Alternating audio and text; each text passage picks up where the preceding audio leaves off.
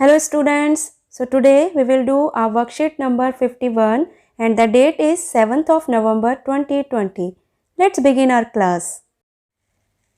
तो देखते हैं हम आज की वर्कशीट में हमें क्या दिया है। फेस योर फियर्स मतलब अपने डर का सामना करो।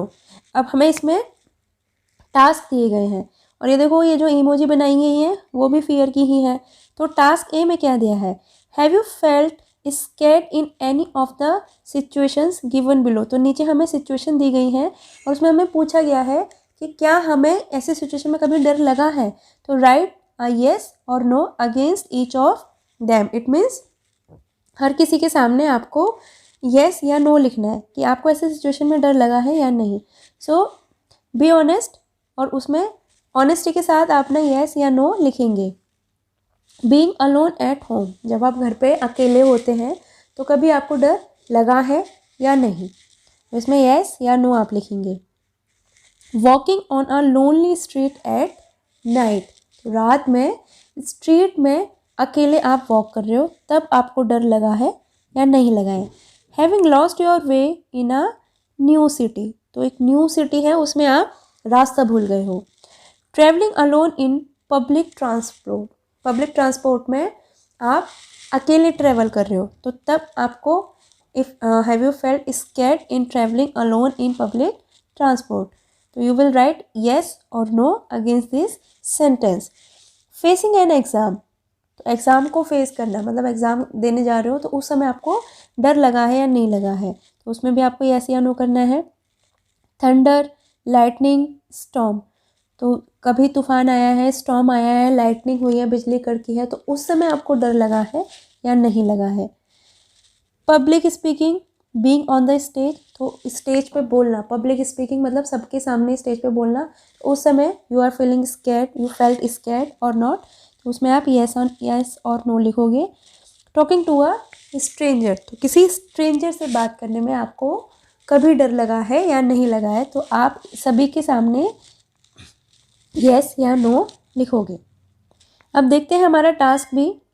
Sometimes past failure discourage us, past failure it means हम पास्ट में हमने कोई काम करा है लेकिन उसको काम करने में हम उस फेल हो गए हैं, तो हमारे पास्ट एक्सपीरियंस या हमारे पास्ट फेलियर्स कई बार हमें डिस्करेज करते हैं। फॉर एग्जाम्पल कि मैंने कभी पहले स्टेज पर डांस परफॉर्मेंस दी हो लेकिन वो डांस परफॉर्मेंस बहुत अच्छी नहीं हुई थी, तो आगे अगर कभी मुझे डांस परफॉर्मेंस देने का मौका मिला तो मैं डिस्करेज हो जाऊंगी कि नहीं मैं पहले नहीं कर पाई थी तो शायद मैं आज भी ना कर पाऊँ, तो डिस्करेज करते हैं, हतोत्साहित करते हैं। We can try to learn from them and start again, तो अपने इन पास्ट फेलियर से हम सीख सकते हैं और दोबारा से शुरुआत कर सकते हैं। ट्राई री writing the following sentence into positive sentences statements, तो यहाँ पे आपको इस तरफ आपको नेगेटिव स्टेटमेंट दी गई है और इस तरफ आपको उस नेगेटिव स्टेटमेंट को पॉजिटिव स्टेटमेंट बनाना है। One has been done as an example, तो एक आपको एग्जाम्पल के लिए कर दी गई है। इंस्टेड ऑफ थिंकिंग या सेइंग आई विल थिंक और से, तो फर्स्ट है आई मेड अ मिस्टेक, ये एक थोड़ी नेगेटिव स्टेटमेंट है कि मैंने मिस्टेक की थी। पॉजिटिव स्टेटमेंट क्या होगी, I can improve it the next time, तो पॉजिटिव क्या होगा कि मैं इसको नेक्स्ट टाइम के लिए इम्प्रूव करूँगा या कर सकता हूँ।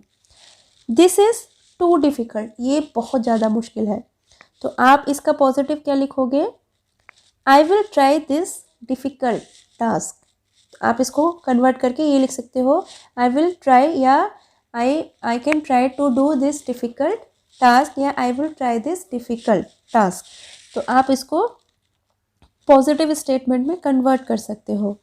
I give up, it means मैंने हथियार डाल दिए या मैंने कोशिश नहीं की, तो आई गिव अप, तो इसमें आप पॉजिटिव क्या लिखोगे, that I did not give up, I tried, give up की जगह आई ट्राइड, या I will try, I will never understand this, मैं ये कभी नहीं समझूंगा, तो इसकी जगह आप क्या लिख सकते हो, I will try to understand this, कि मैं इसको समझने की कोशिश करूँगा।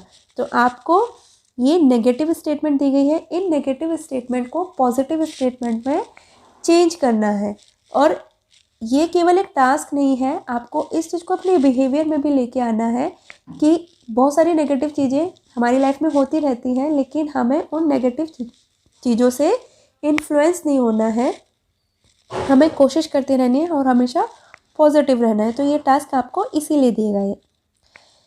नेक्स्ट है टास्क सी। टास्क सी में आपको क्या करना है? In the lesson 2 stories about flying you read about a young seagull who was initially afraid of flying. तो हमने ये यंग सीगल वाला चैप्टर पढ़ा था, जिसमें जो यंग सीगल था initially he was afraid to fly. Initially it means starting में।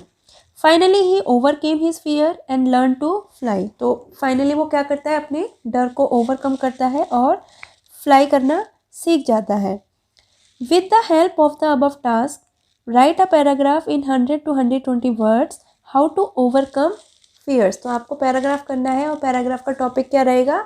How to overcome fears. अपने डर को काबू कैसे करें? How to overcome fears.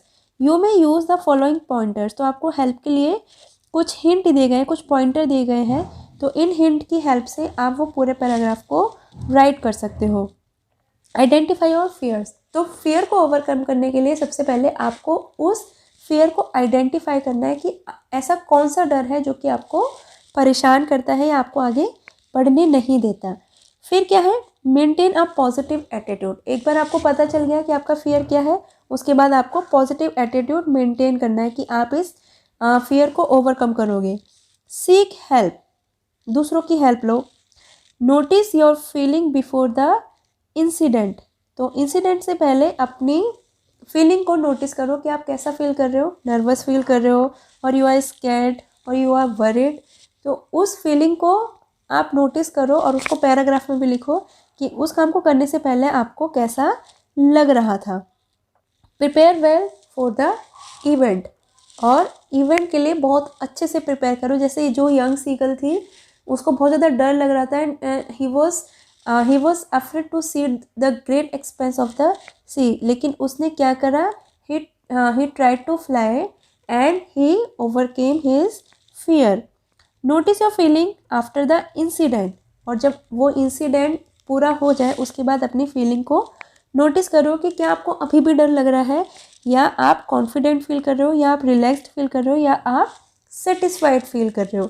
तो इस पूरे पैराग्राफ में ये पॉइंटर्स हैं और आप इनकी हेल्प से एक अच्छा सा पैराग्राफ लिख सकते हो। And you are supposed to write this paragraph in 100 to 120 words and the title is how to overcome fears.